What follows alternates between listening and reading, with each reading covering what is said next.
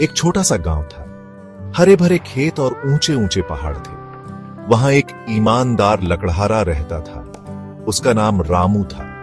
रामू रोज जंगल लकड़ी काटने जाता था। वह बहुत मेहनती था। एक दिन रामू जंगल गया। वह नदी के किनारे लकड़ी काट रहा था। अचानक उसकी कुल्हाड़ी नदी में गिर गई। रामू बहुत उदास हो गया।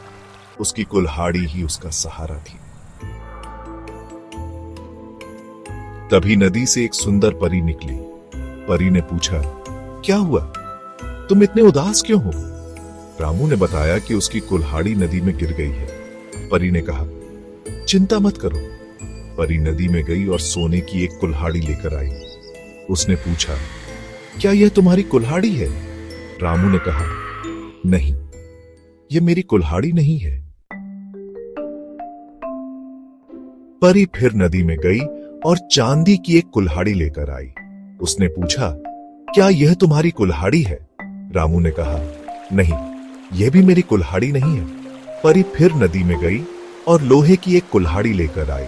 उसने पूछा, क्या यह तुम्हारी कुल्हाड़ी है? रामू ने कहा, हां, यह मेरी कुल्हाड़ी है। परी रामू की ईमानदारी से बहुत खुश हुई।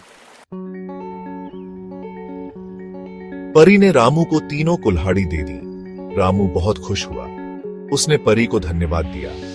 रामू गांव लौटा और सबको अपनी कहानी सुनाई। सब लोग रामू की ईमानदारी की तारीफ करने लगे। रामू बहुत खुश था कि उसने ईमानदारी से काम लिया।